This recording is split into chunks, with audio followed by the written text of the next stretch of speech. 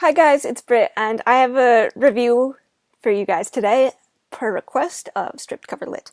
I am happy to oblige. And I'm gonna have another video explaining why I think the guys at Stripped Cover Lit and Steve Donahue should read this book.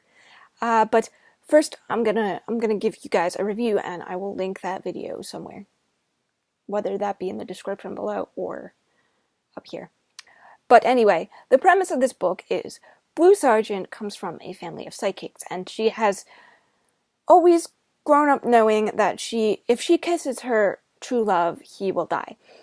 And while some of you might roll your eyes at this premise, because I know I did, and it feels like everybody and their mother has read this series here on BookTube, but I think it's worthy of its literary praise, and I don't usually agree with the general consensus of BookTube.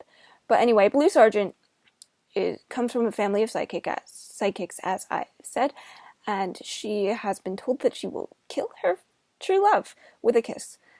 And Blue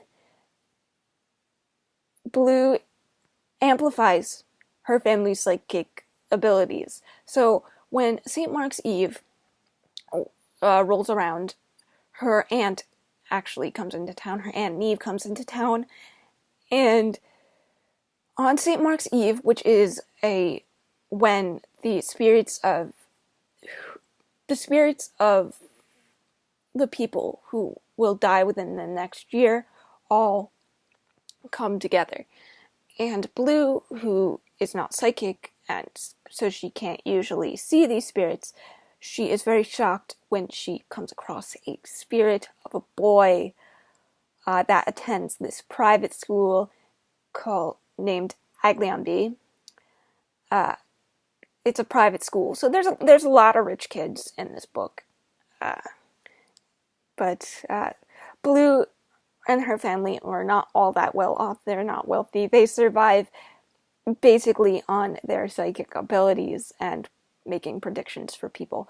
Anyway, Blue works at a diner as a waitress, and when this group of 4 boys comes in, and the leader, which she refers to as the president, strolls in and says, "Hey, my friend thinks you're really cute," she kind of rolls her eyes, but eventually the curiosity gets the better of her, and she kind of pities this boy because he's very, very embarrassed that his friend has approached her. And so she develops this friendship, and we learn a lot about these characters in the first book through Blue. And so the main character is Blue, Gansey, Noah, and Ronan. A lot is implied within the first few chapters. Gansey is highly allergic to bees, and he will die if he gets stung by bees. But what's unique about Gansey is Gansey actually almost died, but he heard the voice as he was dying of a Welsh king named Glendower, and that caused him to develop this obsession with finding this man named Glendower, and he's roped his friends into joining this crazy crusade. Ronan is the hashtag edgy one of the group, and it is implied that he tried to kill himself 6 months prior to meeting Blue. Noah is a very special boy, and if you read this, you will find out why. But Noah is one of my favorite characters next to Ronan. Ronan Lynch is my spirit animal.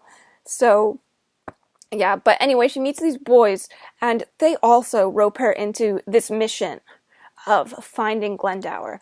And while they are on this mission, they discover ley lines, which is an invisible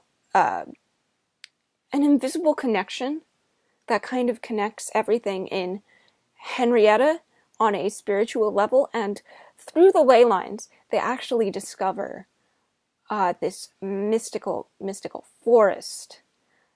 And it's a really good book, guys.